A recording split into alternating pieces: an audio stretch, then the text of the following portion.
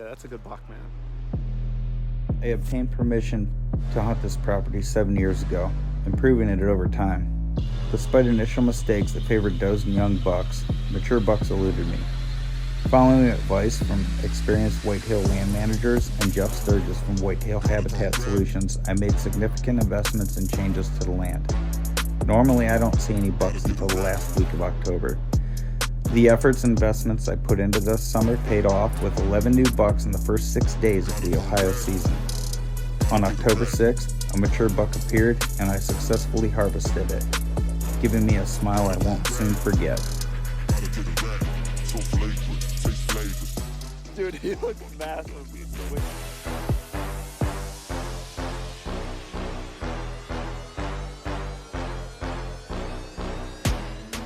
Pictures are perfect, dude.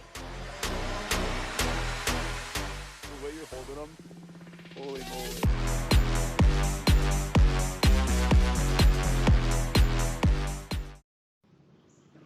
All right, guys. 3 bucks. One day, Same tree. Same tree. Oh my God, I'm so. Woo! Holy shit! Get a shot of these. 2 farms this year. Number 1 is done. Did you say bye, Kevin? I did. I already did. Bye, Kevin. Bye, Kevin. Bye, Kevin. Bye, Kevin. Smoked it, buddy. Look at that. You destroyed it. Joey takes The shop is closing up. Make sure he takes all his right antlers. All right, guys. Episode 47, Deer Shot Podcast. We are closing in on number 51, which will be our first full season. I saw a reel that was shared by Aaron Olson the other day, Next Step Outdoors. Only 90% of podcasts don't make it to episode 20. So I guess we're already in the top 10% for longevity because we're at 47. So we've just been dumb enough to keep doing Just them keep so far. going and going and going. If you're listening on Apple or Spotify, leave a review. You got to scroll down somewhere when you're on your phone and find it. But if you leave a review, it does a lot for us metrics-wise. That's kind of one of the things they use to gauge popularity is how many people review and leave a comment. If you're on YouTube, I hope that you have enjoyed the little mini-sodes I've been putting at the beginning. I try to do 45 seconds to 2-3 minutes of content relative to what we're talking about today. I've already had Jason here, who's our guest, send me some stuff in his vertical reel format that I'm going to have to mess with to try to make work properly, but I can do that. It's not too much. Today is the first episode of City Deer, Country Deer, Public Deer. So it is going to be a 4-part series that we are doing on hunting whitetails close to cities and suburbs, hunting whitetails out in farm country or private ground, you know, the big, probably the way the majority of us do it, and then the third part will be about public land deer hunting and the challenges that come with land that could be hunted by anybody. And then we will do episode 50 will be a reaction, kind of a catch-all roundtable discussion on all 3 methods. And then episode 51 will be our 1 year. So that's the future coming up. Today, for the City Deer episode, we have Jason Sulzener. Jason, is this your first podcast you've ever been on? It is the first time. First time ever. You're a business owner, though, so you're used to talking to people. It's no different. A little bit. Yeah, I mean, a lot of guys, when it's their first podcast, they sit here and they're just like, yeah, so I was walking down the trail, and it was... But you're an animated type guy, so it's not a big deal. Don't even worry about the camera. It's I'll just try over to there be. in the corner. I guess I'll let you introduce yourself. You run a business, a couple different businesses, taxidermy, landscaping. You used to guide hunts in your younger years. Down in Kentucky, yep. What part of Kentucky? Just right on the river. I can't even remember the town. It's been so long. Okay, we go right past Ashland is where we go. Yeah, that's going to be a big part of our fall lineup is that whole Kentucky situation. But yeah, Jason's been involved in the outdoor space for a while. You run Bullseye Taxidermy. That deer right there was mounted by you and me. We kind of did a tag team on that one. Yep. You've been doing taxidermy for how long now? I think I'm going on 22 years now. Damn, 22 years. Ethan, are you even 22 years old I'm yet? 27 now. You say quite a few of the deer we have here at the farm and at Caleb's house were mounted by you. All the over ones. years. Yeah, every deer at my house in the basement. So all my bucks down there were mounted by Jason, and this one, a couple inside.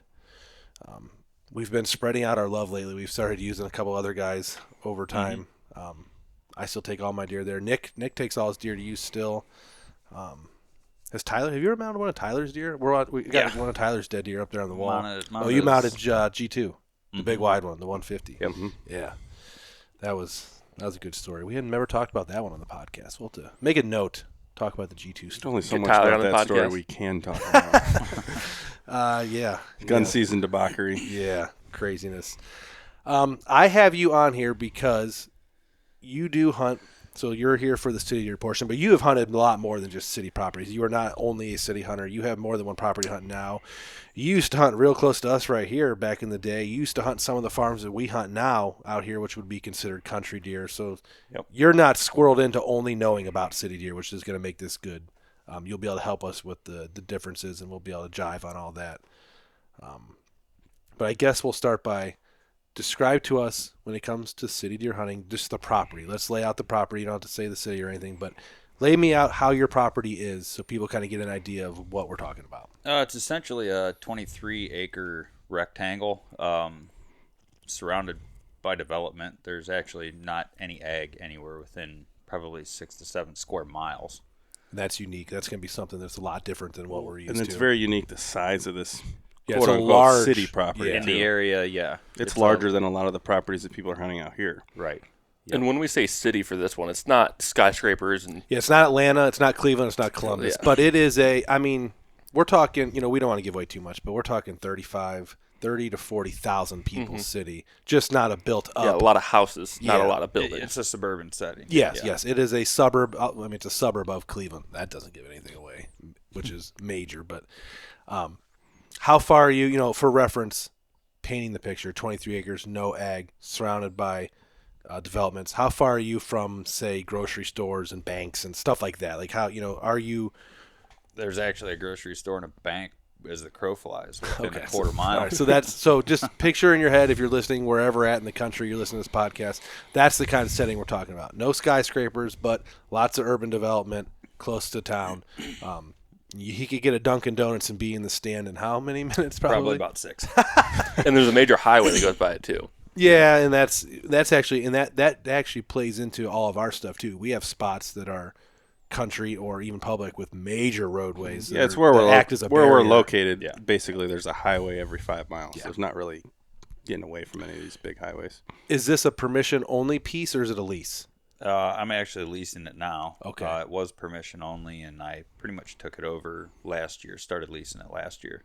What is, and this is something that's new to us and not new, probably to a lot of our listeners, it's probably not new, but it's new to us because we don't do anything with it.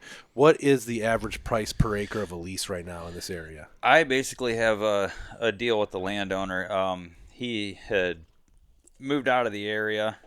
He knows that I take care of the property, knows I respect the property, keep an eye on the property. It was essentially just a trade, basically. I pay him for his CAUV, and he pays me right back. See, that's perfect. So, I mean, that's the kind of property that any hunter kind of dreams of. Not having to fork over that $5,000 and deal with all that. I mean, it's nice to be able to just kind of take care of some stuff and have a relationship with the landowner. Yeah. So, on to the city deer hunting. I'm going to ask the first question that probably a lot of people are asking, or thinking about these deer. So you're going to drive through these suburbs, and obviously, if you drive through a suburb around here, you're going to see a ton of deer up in people's yards. You're going to see them running across the road in the parks. Me and my wife were out yesterday in Medina. It was 1:00 in the afternoon, and a small buck ran across in front of our car. Driving through the same area. How scared of people are they during a hunting setting?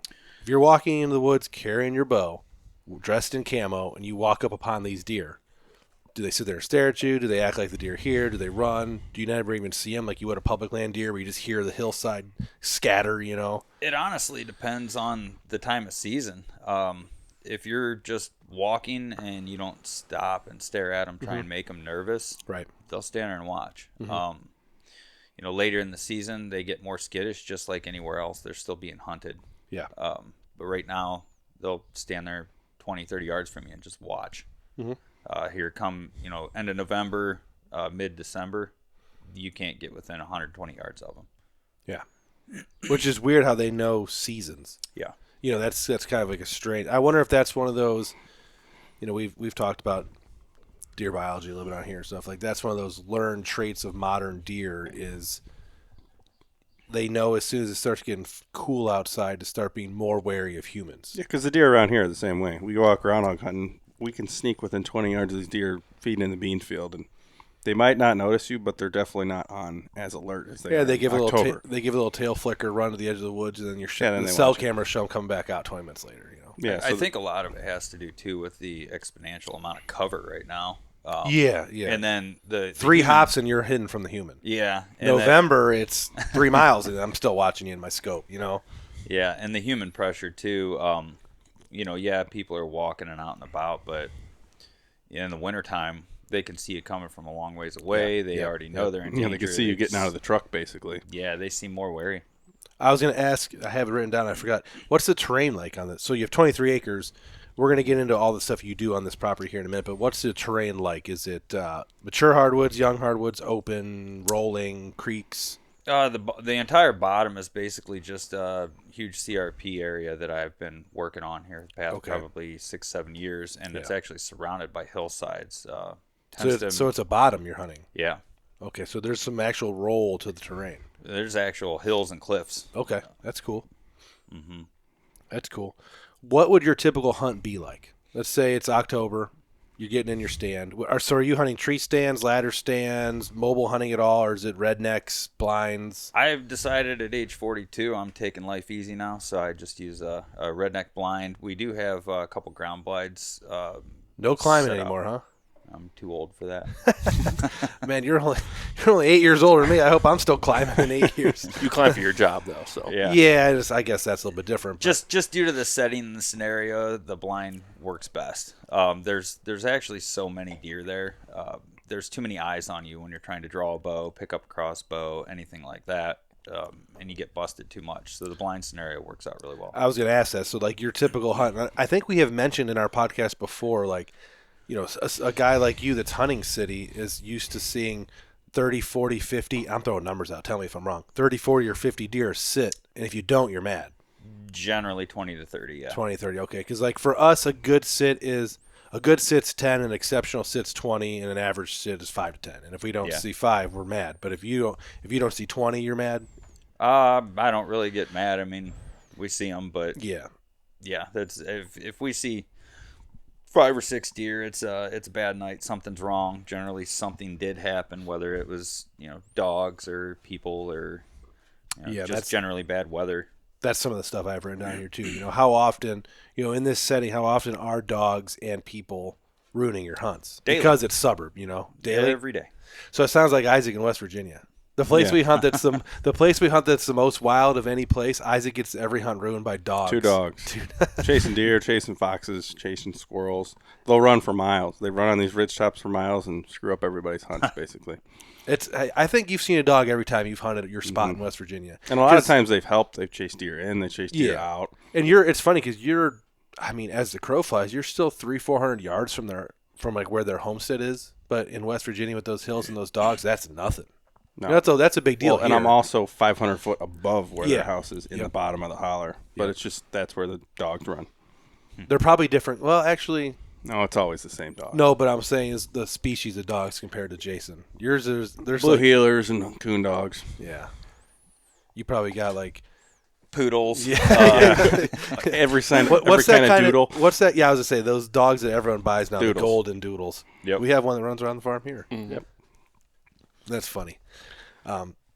So you're saying on a daily basis, I mean, and I assume you're saying that obviously a little bit tongue-in-cheek, but you're going to be in stand and someone's going to be walking something somewhere. Something's going to happen generally. That's going to mess with you, basically. Yeah, I noticed years ago when I first started hunting there, we'd have solid deer activity from 3 o'clock on when it was really cold, even earlier. Now, last 2 years, it's same as anywhere else. You see them, just at dusk.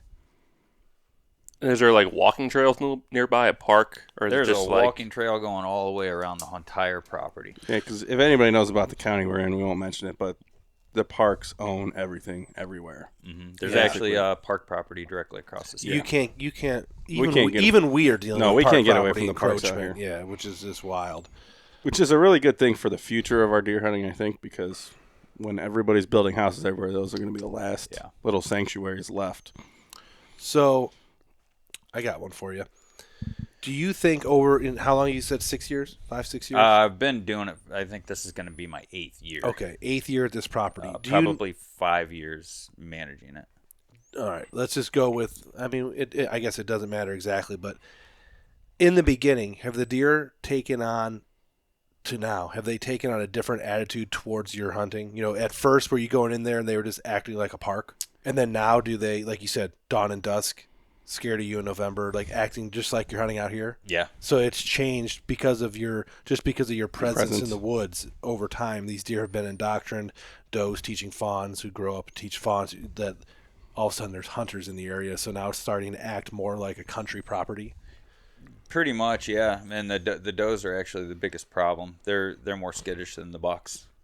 Yeah, I mean, I would agree with that even here. Yeah, I mean, mature here does I spot have. you. Yep. You know how rare it is to actually be in your tree stand, have a mature buck working in, and like actually pick you off and say "holy shit" and spook from you. Never. It's never, because your encounters with those mature bucks from stand are only 2 or 3 times a season, Right. and usually you're set up in a good enough situation to where they're not going to wind you. Whereas the does is on a daily basis. They're Well, yeah, we had the so they're problem. always The problem on that one stand this past year on the north side.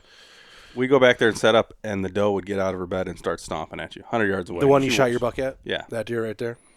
Yeah, she would watch It's you. our best stand, but the does know you're there now, and I'm Because actually they busted us once, probably, and Right. then the same doe's watching. Well, imagine if you're that doe, and then you bust, 2020, you bust a guy in there twice, and then 2021 comes around. Oh, you make sure to check it. That sumbitch is there. 2023 comes around. Every year, and when she walks by that area, she's gonna look up in that tree stand. Sometimes you're there, and sometimes Well, you're when we not. were hunting that buck, she might have been busting us twice a week for the whole season. Because that stand, it's our best gun hunting stand. It might even be our best bow hunting stand, even though we've never killed a buck out of it bow hunting. Technically, Close. you can't get to it.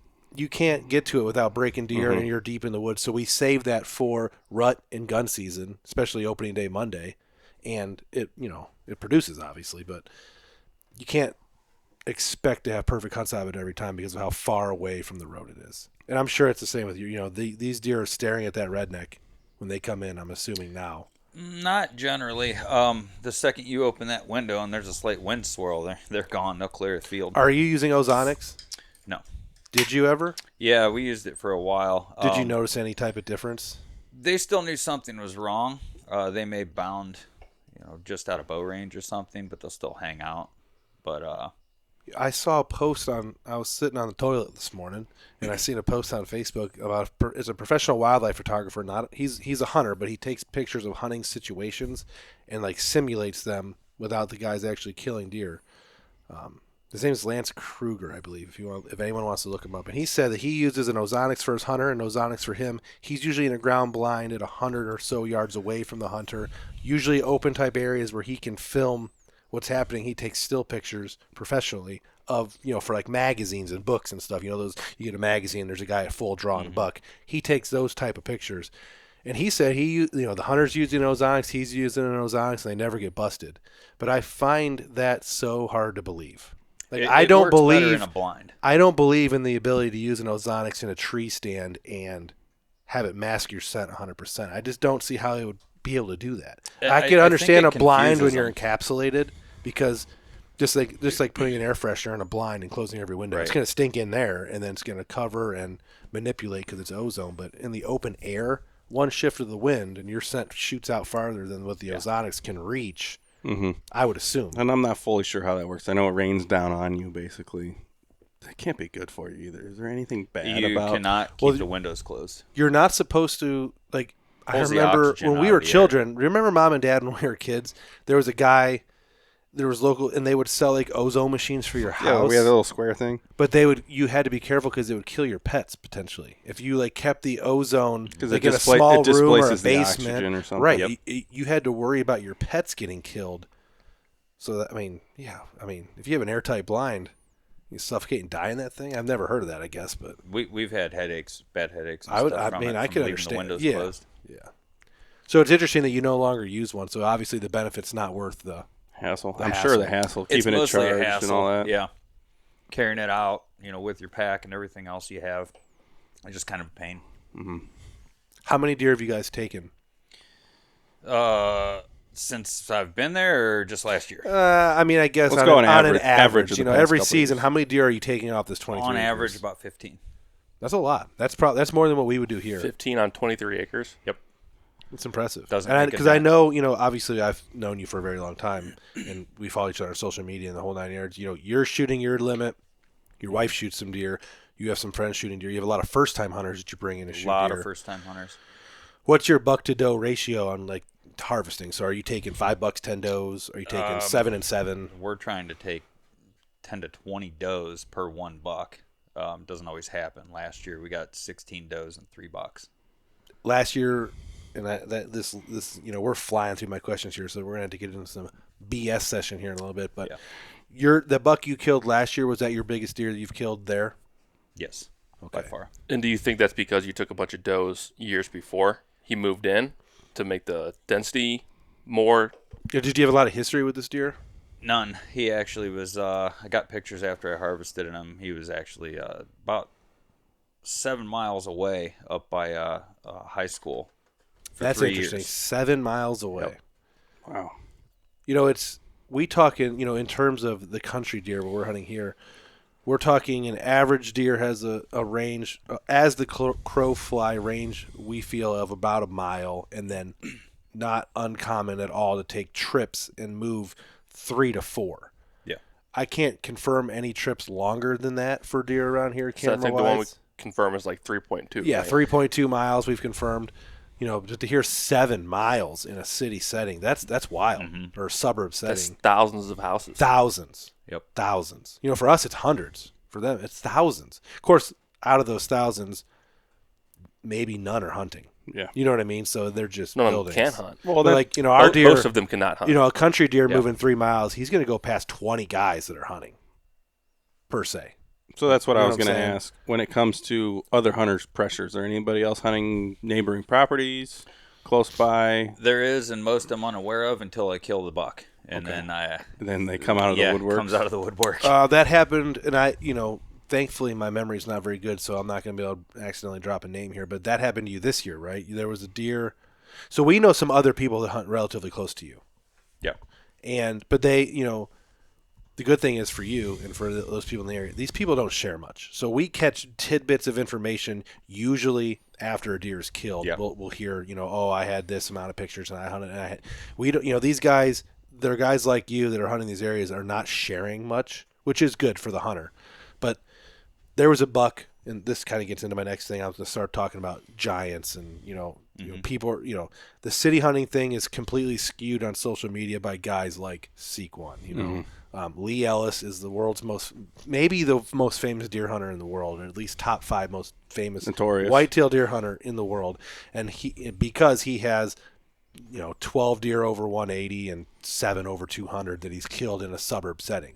So this, obviously this year, from what I remember, it was either this year or last year, a very large deer was killed really close to you guys that a lot of you guys were hunting and maybe keeping from each other at the time. But a big buck was killed. How often are you having encounters with these giants? These 180 class That magazine deer. particular one you were talking about actually lived on my property for 3 years. He was probably mid 160s at age 3, and I let him go. You did let him go? I was Yeah. saying, would you have killed him? So I'm watching. If you look at the TV right here, these 2 bucks that are fighting this deer, that's a 3-year-old at our property that we're looking at, Yeah. and that's a 120. That's a 128. His sheds are right behind you. 3-year-old. That's what we're used to here. Yeah. A 163-year-old is unheard of in this area. Generally, I would that's love what that. we have but there it's, too. Is it's unheard of. basic 8 points like Okay. that. So he was just a freak of nature, and he actually year 4 moved across the street to those guys you were talking about. Mm-hmm. They had him for quite some time. Year 5, We're talking minuscule distances, a couple hundred yards here, maybe a mile. Yeah, half but mile. they weren't coming. He wasn't coming to my property at all anymore. And I had multiple cameras out. It's interesting because I've noticed. We noticed that too. We know we'll have a deer this deer is a perfect example. The one that we're watching on this TV here. It's my story of Dad's buck. We had him as a 3-year-old everywhere on the farm, and then the next year, when I ended up taking him, he ended up only spending minuscule amounts of time actually on our farm. The neighbors were having him, just like you're talking about, and we just couldn't I couldn't buy a picture of him on our farm until the day I killed him, basically because of does. But it's weird how that happens. They're right there, but they won't come over for whatever reason. Yeah, and those guys are in the woods just as much as you. They have their little daily routine, and it just doesn't involve coming over to your property. I would say it's food based for the majority. I would assume, they had the year that I ended up killing him, we didn't have as good of crops on our property as the neighbors did in the fall. Our beans were harvested. But then it was early. a late rut that brought him over. It was a hot doe in December that brought him over. Yes, a group of hot does. So obviously that can do big things, but it's interesting that you bring that up because we have prime examples ourselves too of just they're right there, but they're not. So, and speaking of that, how is the rutting activity on a property like that? Is it the same as out here? Is it more because there's so many does, or worse. It's worse? It's worse. There's too many does. The bucks don't have to compete. You just don't see them. They're not out cruising, basically. So you're not. It's funny that you bring this up. This is perfect. You're not a fan of the doe factory. No, because you have one. Created that. Right? Well, we did. So accidentally. we have accidentally too, because in a setting like ours, we're country deer. We're probably a 70% woods, 30% ag area. Mm-hmm. And if you do anything to improve your property, do a little bit of hinge cutting, throw in some big food plots and some screening, you just attract all those does, especially in the summertime. Yeah, and you push your bucks out. You do push your bucks out in the summertime. Because there is we have created that too. There's a carrying capacity when it comes to just pure bodies, and when you have a whole bunch of does, you're going to have less bucks. Yeah. What I've noticed is the does. It tends to be more of a social hierarchy. Yep. Imagine this: if you're a young guy, you're single, you want to go to the bars, you want to pick up the girls, you want to socialize. I use this analogy all the time. You're not going to daycare. Right. Yeah, you're just not going to the daycare. When you're a big mature buck or human, whatever, you get done with work, you want to go home, you want to relax, you want to be left alone. Yep. Same until thing it's with these until mature it's time to breed. Yeah. Yep. But then even breeding season, they don't need to move much. They can walk 20 yards to the next doe, bed down with her and breed her. To go on an offshoot, in my younger years, I watched every single thing that Midwest Whitetail Bill Winke ever did. And he was able to, because he had 1,000 acres in prime Iowa, he was able to create those doe factories, and then the bucks would settle in on his farm in the areas that are less used by the does, and he'd be able to pocket those bucks. The story of the double G4 buck. That deer, when he was 7 years old, he said it wouldn't leave a 40-acre area that was next to a doe factory or a whole bunch of does, but he would stay in that 40-acre bottom, work his way up to the fields in the evening, very comfortable, no reason to move. If he wanted to breed, he could breed. Yep. There was no reason to go anywhere. Well, he had the advantage of having so much property. We don't have that. Right. None of us we don't have 1,000 acres combined in this room of available property to hunt privately. It's we don't have 200 acres. Yeah. But it's funny that you say that because it is so true. It's so true. The doe factory thing.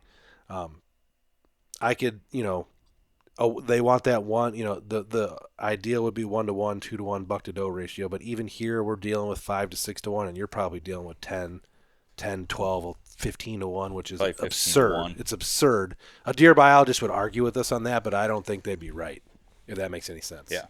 So I have a 2-part question to bounce into next. Have you got any pushback from hunting? People seeing you go out? Not at all. No protest to anything kind of like that? Even the city people don't like the deer. They eat their plants.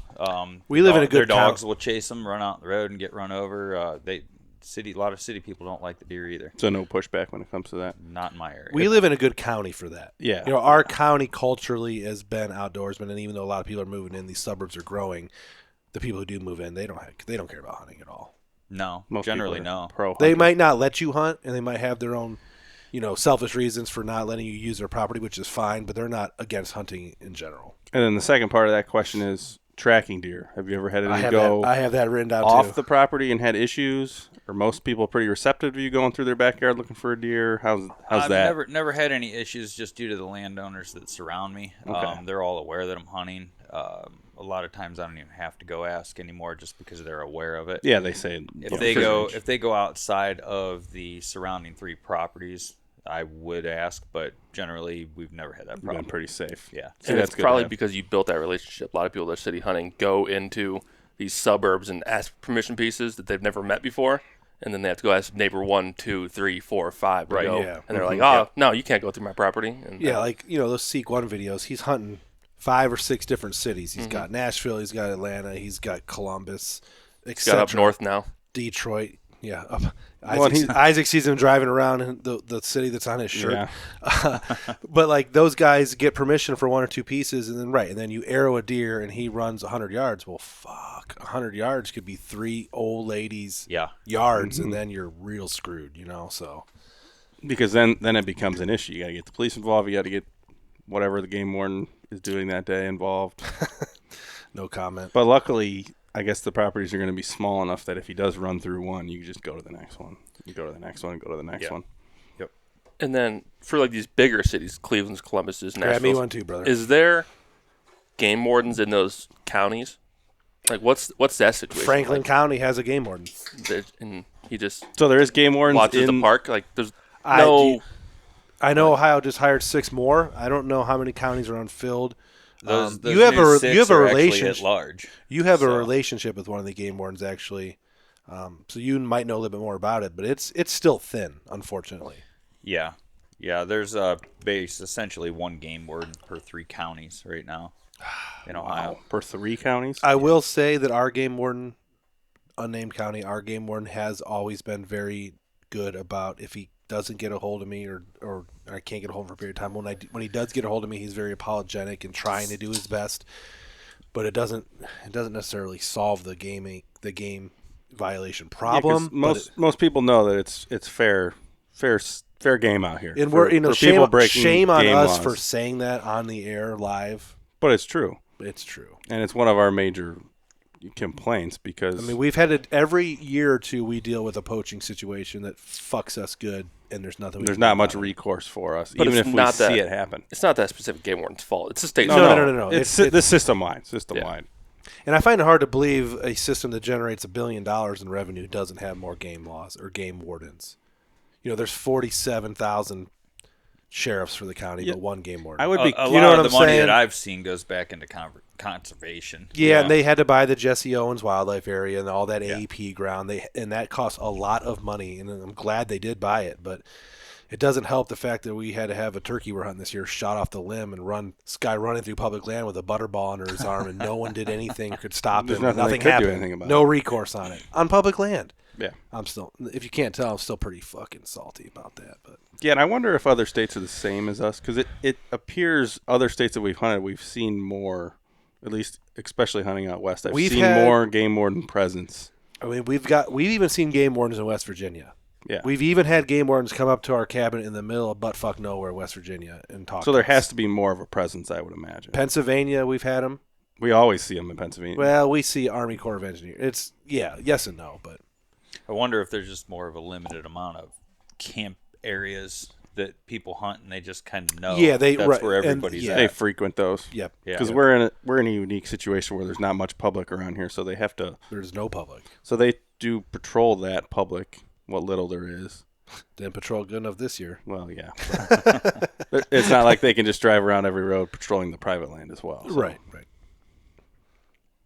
I guess we got sidetracked from what we were talking about before. The Giants. How often? Let's just rewind. Let's rewind back to the giant deer. So everyone is going to equate city hunting with the easy giant deer. How often are you guys are actually chasing a giant? They're there.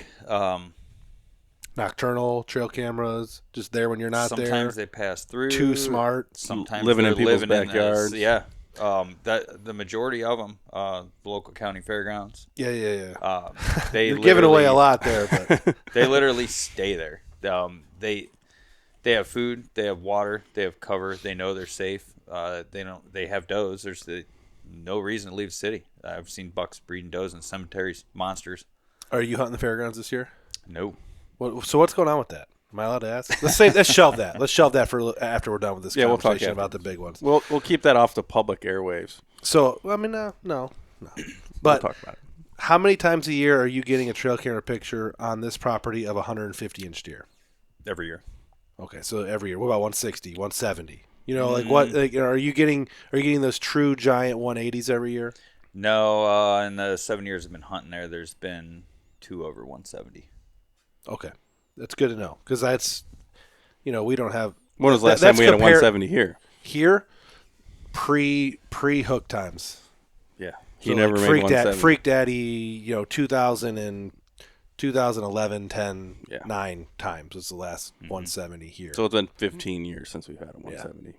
Yeah, I think the hunting pressure around here has just gone berserk. Oh yeah, yeah. I remember when I first started hunting out here by you guys, Yeah, just it's down crazy. the road 3 miles, there was 3 bucks over 180 all in one year. Yeah, you I guys actually have one on my wall from the sheds. That 193. deer, yeah, 193. Tyler found one side of that. Your brother killed a mega on that farm. 166-inch clean 9 point. and that deadhead that was found by whom I don't remember who. The random deadhead that was sold in a bar by a certain guy. I mean, that was a that we scored at That was over 205. 205 on that one. I mean, Tate killed a double drop tine 140s that was 3-4 years old. He would have been a mega giant. That double drop was over 160. He was over 160. And then there has been at least 3 or 4 deer in the area killed that use that farm by neighbors that went over 160. Nick's killed multiple 150s there. Tyler's killed a 150 there. But They're that far farm, and few between now. yeah, that farm is lost. It's not. I mean, and we've talked about it. Nick's talked about it. This on whole here. area is not what it used. It's not what it used to be. Yeah, you go back 10 years ago. You're going on a deer drive. Someone's going to come home with a 150-inch buck. Yeah. 15 Nowadays, years ago. that's like laughable to even think about. But back then, it was. You know, we make the jokes here at our home farm. We got 26 properties that touch us, and probably 15 guys that hunt it. You know what I mean? Like that's 15 guys that are hunting on our border. I think out here what's been happening, USDA is actually giving away 5-acre loans I got one. for people to purchase land. I have a over USDA on- loan. That's Yeah. my house was a it's So it converted, that but that's where I entire bought road my house. is Yeah. just full of 5-acre Yeah. blocks Yep. of people hunting in their backyards now, where that never was before. All the way, to Well, yeah, and we live in a township where the minimum lot size is 3 acres. So if you buy a house here, there's potential you can hunt in your backyard. Yeah. Most likely you can hunt in your backyard. Most people that are hunting these city lots like you're talking about are hunting 2-3 acres. 23 is awesome. It's unheard of. yeah, it's nice because it's manageable too. The last question I have on my thing until we just go into our bullshit session and start yakking. Here's the ultimate. I'm going to ask this on everyone that comes on this podcast that's in the same situation. If you had the option, same price, and you could afford it, to buy 100 acres surrounded by suburb, surrounded by out in the country right here next to us, or surrounded by all public land, which one would you choose? You know what I'm saying? I'm going to go with the city because there's just as much problems around the border than there is anywhere all right, else. so I'm actually glad that you said that, because if you would have said Country Republic, I'd be like, ah. But that's good. I'm glad that you did say that, and that's what I'm going to ask everyone the same question. And they both have their own challenges, but most of them have their own same challenges. I mean, you're not going to have a problem pressure. killing deer on the 100 acres surrounded by a suburb. And it can be argued that there's less pressure in the suburbs. Yeah. Oh, hunting pressure. Hunting yes. wise, Yeah. You know, the guy that's going to, we'll get a guy in here and he'll say, oh, I want the 100 acres surrounded by public so I can hunt the whole world. And there are places where I would love to do that too. But imagine in a state with a lot of hunting, Ohio, et cetera, Pennsylvania. Imagine having 100 acres surrounded by public, what that's going to look like come gun season and run. People are going to drive through your property. It would become public. It is public. They don't care. Yeah. They're going to walk through, go like this to your trail cameras, because they're just John Q. public walking through, and in 15 10 minutes, yards onto your property, who cares? 15 minutes they're off on the other side public. Gone. Right. Well, speaking of that, can you gun hunt in your property? no. Well, legally I'm yes. allowed. Landowners don't want it. Okay. So, Okay. yeah, there's And you been, respect that you don't gun hunt then? correct. There's been 2 bucks I've He killed uses a during gun season. crossbow. It's with basically hunting with a gun all year round. after I hit a certain age. So I'm going to actually that's a perfect segue. Let's talk Actually, about. now that you brought up the crossbow, I was hunting out of tree stands with my compound, and again we go back to there was so many eyes. I would get busted every time I would try to take my bow off. Yeah, that's like our late season hunting. So It's impossible. When we start doing the late season baiting, if we're not hunting out of a blind, if we put a whole big bait pile in the woods in January, back, on a tree stand setup, fuck yeah, we're gonna see a shit ton of deer. But like you watch these videos, I know there's You can't even put your phone down. Right. without there is getting busted. specifically one video of me. This is like the last day of season 2021 or something. It was the year Tom Brady won the Super Bowl with the fucking Buccaneers, and I refused to watch it, so I went hunting instead. There's a video of me like going like this. One deer busts. They all bust, and I just keep going. I finally grab my bow, and then they come back in, and one busts, and they grab, and then they come back in, and then I slow draw, and then I'm at draw for 2 minutes, and finally I get a shot, and I let go, and I shot the deer in the neck, killed it. But like I couldn't move, Yeah. It was there's so many eyes. And the deer were so on edge, it did a spin when the arrow was on the way, and you hit it in the back. Yeah, so like at the moment I shot, every other deer just spooked from the sound. Every deer just kind of did a cat on the ice scramble, and the deer I sliced his jugular, and he went 3 feet. That was the fastest a deer I've ever seen die from an arrow. He died in 3 feet. And then I butchered him and ate him that night and refused to turn his. I sat in Isaac's living room. I was at Isaac's. I was here at Isaac's house alone. My wife was probably at a Super Bowl party, and I'm alone eating the back straps of this deer as Tom Brady's winning Super Bowl 7.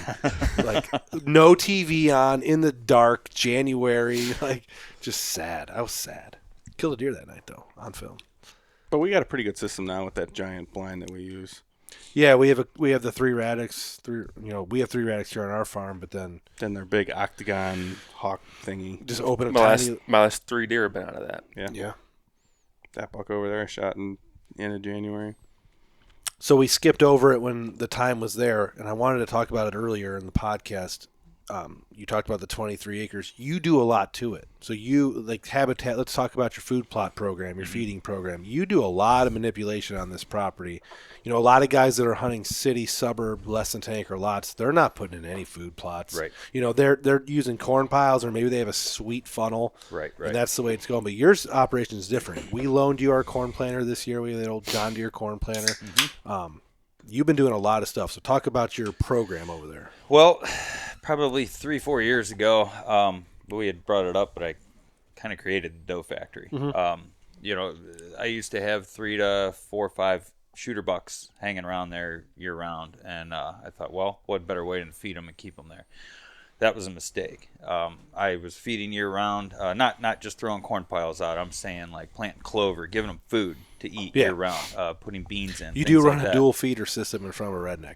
I do. So like, there's a guy. I know there's a guy watching or listening right now. Matt from Boarding and Bow Hunting is going to be like, "Oh my god," he's just going to rolling in his Until grave. he does it. He's too. got a Those 30 redneck. acres in He's got a January. redneck blind and 2 gravity. How many pounds? 300 each. 2 300-pound feeders next to each other. But that's what you got to do in those places. And Matt, one day you're going to do it too. This year, when he Continue. has all his corn harvested and he's sitting there with no deer. The deer are already harvesting the corn, and it's only 6 inches tall. But other than that, I created a doe factory. All the shooter bucks left. All I have is 1 to 2 year olds for about 3 years. I actually went on a 3-year drought without killing a buck. It was getting extremely frustrating. I started watching videos, learning from some wildlife. You're a Jeff biologists. Sturgis guy, aren't you? From YouTube, yeah. There's a friend of mine that actually hired another guy. He came out to his 88 acres, and it was well worth the money. He ended up 2 years after implementing this, he killed 166, and he's lived there for 10 years. So that was a good thing. I've been listening to him a lot, plus watching the Jeff Sturgis videos. But what I did last year is revamp the entire property. I put in 500 pine trees. That's going to create that cover. Right now it's just CRP and then open hardwoods on the hills. And I mean open. There's really not much cover, and that's where these city deer they'll lay in people's yards. Yeah. But what I'm trying to do is get mature bucks to want to stay there and get rid of these does. So right now I'm mowing down all the fields. I don't want them dropping fawns and hanging out in there. That's an interesting. Yeah, that's interesting. That's opposite of what anyone would say that they're doing for their field or their property. Yeah. You know, keep. There's no bedding there right now. Everything's mowed down. Everything's cleaned out. The food plots I just planted screening a week and a half ago. And so you're a little bit behind. Generally, no. Isn't it like June 1st for screening? June 1st to July 15th. Okay. Yeah. Mine's already about this tall. Yeah.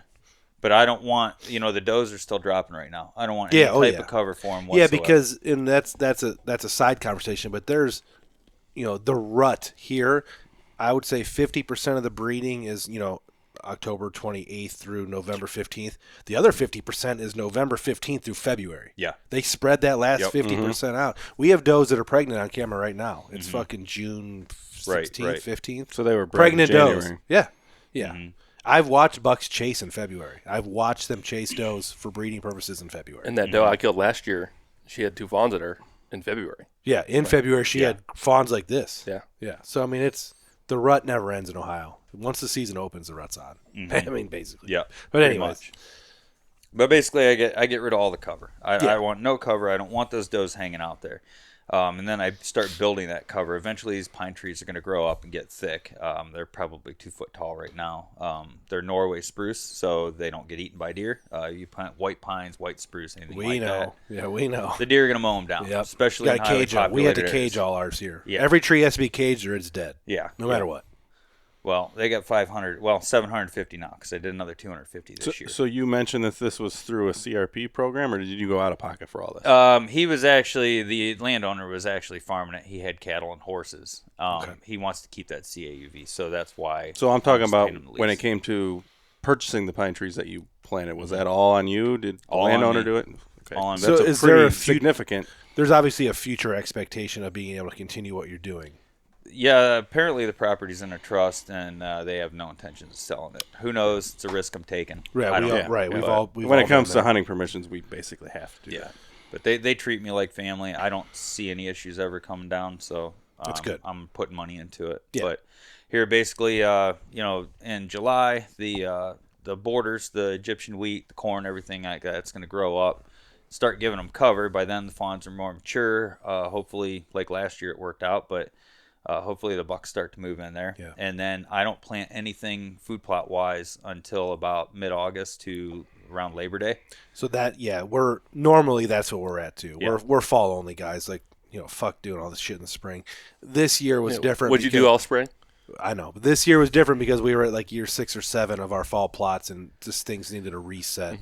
Clover needed a reset, so I got in there and did it this year. But normally, I'm right there with you. August only. Well, let me iterate too. I mean, we're all in highly populated areas. Oh yeah, highly deer populated areas. and people. Now, when you're living in Wisconsin, and there's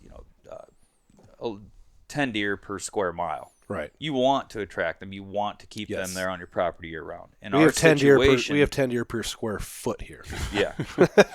In our situation right now, you give these deer feed, the does and fawns are just gonna jump all over it. Yeah. And like I said, with that social hierarchy, the big mature bucks don't want to be around. They just want to be lazy, and stay out of the heat. Yeah. And when there's a lot of does, it chases them out, and then you're just stuck with 1 and 2 year olds. Yeah.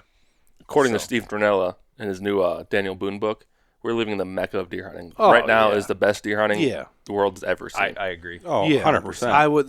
There's no. Yeah. I mean, Combination of ag, conservation, hunting, all that. regulations. Deer 1940. In population. 1944, there was no deer in Ohio. Now look at it. Mm-hmm. It's ridiculous. But in my area, it's all open woods or houses. Yeah. The deer are just laying on hillsides. When you say open woods, we're talking unlogged, large, mature woods. very There's big no trees, undergrowth. no canopy. Yeah, the canopy blocks everything out.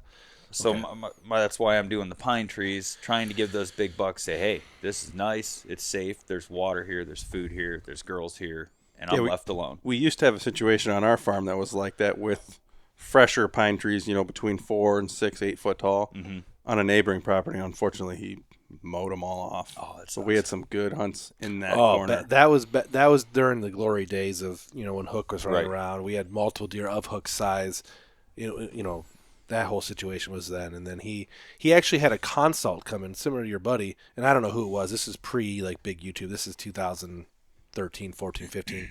He had a consult come in and say, well, cut down all that crap, the pine tree. He had 6-7 foot spruces and stuff. Cut them all down and plant native switchgrass, and just leave the field be one big native switchgrass and field. it's probably a 4-acre field, 5-acre field. Surrounded by woods, hundreds of yards on all sides. So perfect. Mm-hmm. It ruined it. It ruined the whole thing. Oh, then it turned into a soccer field for his kids, Oh, then really? a motocross Well, field no, they for got his sold. kids. Well, no, and then- that was the previous owner. Then it got sold and Yeah. sold and mowed, turned into hay, turned into soccer field, turned into Grandpa drives his tractor around. Every Good day. neighbor of ours, very nice, respectful neighbor of ours, but it's useless for hunting at this point. We used to. Our best stand was in the corner Yes. of that property. Now I took it down. We don't even hunt over Yeah, there I took it anymore. down. Took stand down 3 or 4 years We ago. walk right past it. Yeah, we walk past it to access other pieces now. Really? Yeah. But when it was just grown up vegetation and 6-foot pine trees spread out, beautiful. I mean, I shot him in that field. Didn't kill him, but shot him. You know? You hit him too. Yeah, I hit him good. Knocked him over. Son of a bitch. All right. That story's been told. There's like 3 podcasts about that. But anyways, I agree with what you're doing. Keep putting money into it. You know, the dough factory is inevitable. Like, you could put one salt lick in, and then it'll start changing a property from just a pass-through corridor of nothing to a dough factory. Something that will remind them that they need to keep coming back. They'll start bedding closer. They'll hit it on their way to and from. The doe population will increase. It's hard to avoid that here. And it sounds like your hunting is more similar to ours than some other people that are city hunting. Like, you're not shooting deer that are going from Miss Betty's bird feeder over to the park. Right. You're no, actually, it's you're actually surrounded by woods. There are developments on the outsides of it, but it's a big block. You're not in someone's backyard per se. No, I would assume, I haven't added it up, but between the 2 properties that butt up to me, there's probably 150 acres of woods. That's not bad. So That's not bad at all. But just from what I did last year alone, I don't even normally see bucks until 3rd week of October when the breeding You were season very starts. excited about that deer you killed last year. Yeah, rightfully so. That's something I put work into. Yeah. There's nothing wrong with that at all. But then this last season, I had 11 bucks before opening day, and that's been unheard of for So that's the first since time the you've seen entire that. time I've been up there. Yeah, so clearly something I did there is starting to work. Killing 20 does a year probably would help too. Helps too. Honestly, it doesn't even put a dent in, Which is in the wild to me. population. You Not said a 23. dent. I was like, holy. It's like killing coyotes. You Yeah, kill you- one moves in. Yeah, you Killing shoot one- groundhogs. Killing shoot one- raccoons. You kill one. Yeah, killing groundhogs. How many groundhogs now? 17. 17 on the farm. And I've shot about 10. Yeah. So I mean, We've how killed many four. for Got a the couple. for the whole farm? Probably 30, Probably 33. And they're still here. They're still. I walk every day. See 6 I of got a them. trail camera picture. You have not out of I all went the, there. I went there out today. of all the fucking groundhogs you've killed, you still haven't killed the one in our food plot. It was 11:34. I was there at 11:50. Well, I've killed 4 groundhogs from this house without even leaving the house. I think I've killed one in this room. It's crazy. All right, so let's. We've pretty much covered everything I have written down, so now it's just time to shoot the shit and have some fun. Let's talk about the impact of city hunting on stuff like, for example, we have the Quest Hunt Club. We have the tournament. We have the Medina County Hunters Buck Tournament that you now run. Let's talk about the effect of city hunting on stuff like that, because I feel like, me and you have gone back and forth a million times on it. It's not important. Yeah, I'm right. You're wrong. We get it. It doesn't matter. I mean, I 100% disagree. But I mean, it doesn't matter what me and you think, but it matters about what the general public thinks. We have had a deer contest locally for a very long time, 7, 8 years, 10 years. And then there's other places that have deer contests, and they're a lot of fun. Do you think it's an unfair advantage for people that are hunting these suburban lots over people hunting properties like ours? And we can make arguments both ways for all day long. This year, in our situation, for our local, I already said it, Medina County Hunters tournament, the team that got first and second place, from my understanding, and you can tell me if I'm incorrect here, all 6 bucks that were killed, 3 members of a team, were from within a suburb type setting like yours. And that's the first time that's ever happened for our contest. It never in the past, of course, the contest has been won by like the same 5 people every year. This year someone new won it, and it was primarily, I believe, suburban deer that won it. One of the deer for sure it was not. It was in a farm setting. Okay. For So sure. there was I don't know about I'm not 100% on the other 2. I know the big giant was out by the Toledo area. I don't know the setting. Yeah. And then Because there's a lot of people, our collective group that we speak with, there's a lot of people that are, and that's why we're doing this series to begin with, country deer, city deer, public deer. If we would, let's look at the numbers. If we would make it so only public land deer can be entered into a deer contest for the state of Ohio, for Medina, Nobody for, would have for a one. county. Well, there would be deer, but like the average buck scored would be, let's throw a number out. The average deer would be 110 inches. What did Tim Mental score this year? 107? It'd be 107. What'd you say? Tim Mental's buck. Yeah, He yeah, killed on public land, right. The one deer. Yeah, the one deer in the contest that was on public land, 107. So you have if you would label it as public land only, your average is going to be 110. Mm-hmm. If you label it as country deer, so you can hunt our setting, big farm, there obviously world 140. records and giants get killed in this setting. Right. But Average yeah, I would 140. say the average has the winning team has always been a country deer setting, and the average has always been team wise in the 140s, 150s, low 150s, high 140s. This year the winning team average for this contest, and like you said, maybe one was killed outside of the city, maybe 5 of the 2 teams were killed in the city. We're talking 180s. It was a very high average that was unattainable for everyone else. Yep. I think, and I'll give plenty of credit. I think to expect a 180-inch average for a couple deer killed within the city every year is ridiculous. There's no way everyone that's hunting in the city is going to kill a 180-inch deer. You've never killed a 180-inch deer. Had So the that's obvious. opportunity. And we have friends that hunt in the city, and they haven't killed a 180-inch deer in the city either. Mm-hmm. But you've had, like you just said, you've had the opportunity.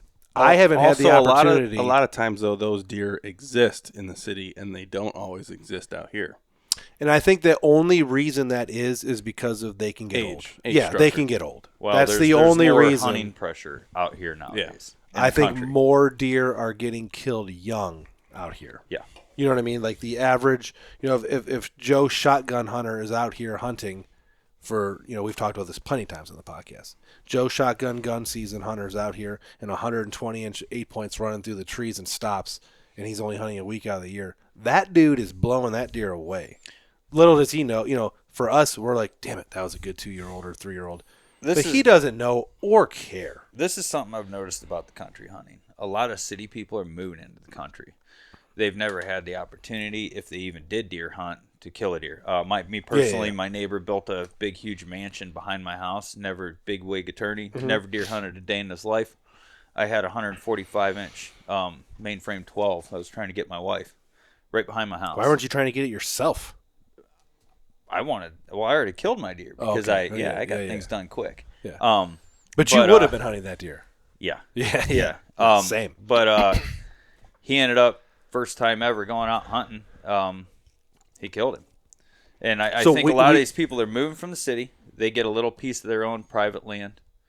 A 2-year-old 100-inch, 110-inch buck is something they've never had an opportunity yet for. And I think that's why it's just... Yeah, and for a couple of years, they're going to do that. They're going to take that deer. Obviously, they're going to shoot that deer 2-3 years in a row, and then they're going to be like, "No, I'm going to wait for I want a bigger one." But there's so many people moving. To and perfect areas. example. Our area is our a new micro. neighbor right here. So our new neighbor with the mansion. Yes. Yep.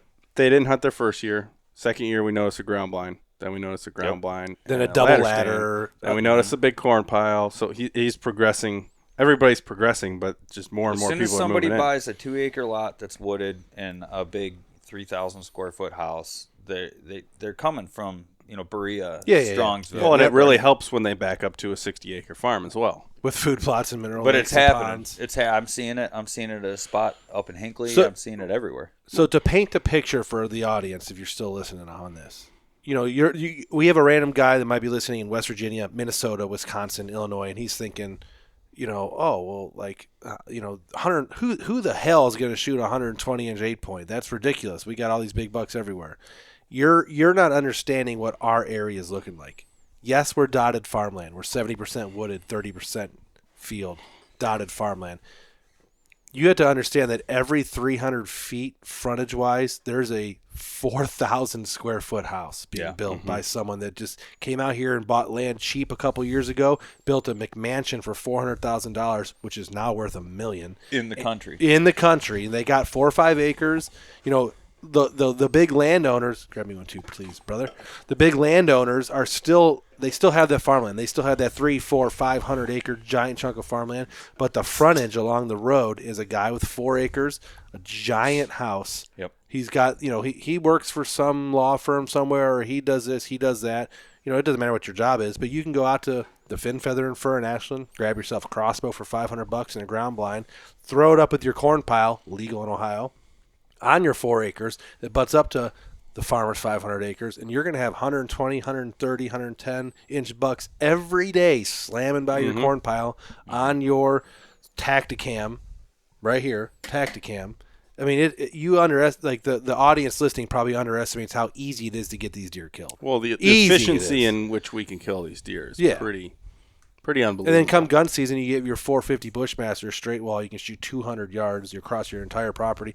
You just sit there and wait for some hillbilly asshole to drive you a deer. Well, that's what I did with my buck this year. I saw him spook out of a thicket, and I saw where he went, and I just walked over the hill and shot him. You're welcome. Yeah. I mean, Was that the hillbilly asshole? No, a tree fell down, knocked him out of the thicket. The stand he shot that deer from was a stand that I shot Dad's buck from. If you go there opening day gun season, you're gonna have an encounter with a mature deer because they're gonna retreat into this thicket, and it's the spot. It's just a spot. And when you have that gun in your hand, you're unstoppable. Unless you're Caleb. With you. Yeah, that's me. I fucking miss. God damn it. Yeah, you missed potentially probably your biggest buck, I would say. I think Tyler and Nick are rubbing off on you or something. I know. I'm spending too much time with assholes that can't shoot. I bet you that would have been your biggest buck. He was probably close to 150. But his one side was weak. Yeah, but his other side was not. His other side was 70. Bare antler. Yeah. Woof. Yeah, it's all right though. Yeah. He's still alive for what we know. I got a mineral look out for him right now. Waiting, we'll see. Anything else we want to hit while we're in this? We're right at an hour, so we've been chugging. What do you want to talk about? You got any big ones this year after? Like, do you have a deer on your horizon that you're waiting for? Behind my house, not at my other spot in the city. And behind your house is country deer, so you're not allowed to talk about country deer. Country deer. We're waiting on that deer right there. I mean, that's our one. I got 3 sheds. Yeah, we got a couple prospects. Yeah, but he'll be high on the list. No giants. No giants. Yeah, he could be something special. Giants can always move in. That's Nothing from what Matt from Born Again wouldn't shoot. Yeah. Born Again Matt lowered his standards to 130. He told me. I mean, on the podcast, he lowers his standards to 6 points on public land. So he was never a shooter. What I've learned around here. I love you, Jerry. You're a good guy. country or city, create cover. Create cover. Yeah. You will get big bucks. Everybody's got a corn pile. Everybody's got soybeans. Everybody, especially out in the country, create cover. And it's the same thing with my city spot. There's open woods, there's fields, and there's yards. Mm-hmm. I'm creating cover. We'll see if it works. We've done the hinge cutting game here. It's been a while since I've done it. We have some spots of too thick of cover. Yeah, naturally, just the way the ash trees died and the logging from the last 10, 20 years, we have some spots that are just too thick as it is. So we everybody talks about cover, but there is a too thick for deer. There's some spots where we can't even crawl through. I agree. Yeah. So why would a big buck be going through there? It's funny. It's interesting you say that because people talk about cover. What is cover? I mean, a lot of guys will tell you big bucks will bed where they can see forever. High knobs, thermal hubs, all that. Just little rises in the terrain. Right. And that the spot where you shot, the spot your buck was laying, I have a picture on my phone of the bed he was in. I guarantee it. There's a couple different beds. It's a thick area, but he's got trails in and out of it. It's a thick area. It's high. It's relatively high compared to the rest of the terrain. The wind shifts in any direction. He can smell. He can see. It's easy to escape into open woods, and then it's right on the edge of a big valley. I mean, that spot. I mean, I run a trail camera on the edge of that all year round, and there's always mature bucks coming in and out. It's just a great area, and it is pretty thick. But it's not impenetrable thick. Mm-hmm. It's I would call it more of a high point surrounded by points of interest where they can just see and smell. Yeah. I think we're good. Yeah, I think we're good. This was a productive conversation. Next week, we're going to have hopefully 2 guests on, if you want to call Nick a guest. Nick's a guest. Nick and Matt from Born Again will be on hopefully next week to talk about country deer, hunting outside of the city and not on public. And then when it comes to the public deer, we're working on some guests. We're working on Jacob Emery, if we can get him on. From DO3 Outdoors. And then hopefully I think I'll be able to probably talk. I haven't actually asked him yet, but I'm assuming I'll be able to get him as long as he ain't doing anything crazy. I'll be able to get Aaron Olson on because he travels around hunting public. So hopefully he can sit in here with us when Emery phones in and we can get that one recorded. Perfect. And then we'll have our roundtable discussion. Perfect. Jason, if you ever want to come back and just sit in on a podcast, talk about some shit, just let me know. That's what we do. It's pretty easy. We'll see how this corn planting goes for you. Maybe Yeah, we'll talk keep us about that. updated on it. We'll give Do an an update update during for the that later season. on. If I can keep it growing, they're eating it faster than it can grow right now. Yeah. So Well, now we'll with see. the no rain we're going to have for the next 2 weeks. Yeah, I've noticed in Ohio, every time you plant something, it quits raining. I'm glad we got our plots in and roots established before this drought. Mm-hmm. You know, It's going to be bad the next 2 weeks. 105-degree heat index for 7 should days. we work on pumping water? I don't, Both our food plots are within distance of a so pond. it's not going to rain for 2 weeks. It's going to be 100 degrees. I don't know. We're going to be pissing on a wildfire. Yeah, you go in the evening. Go You before got to do the. it every day. Just get one good night of soaking that food You can plot. soak it. Yeah. Soak I mean, it, we but get we it have the in ground. trash pump. I wonder if the firemen have any access to hoses. You know what I'm saying? Like we can make it work. Yeah, and we get can make it work. Yeah, we might have to. Okay. All right. All right. Well, Deer Shot Podcast episode 47 47, and we are out. out.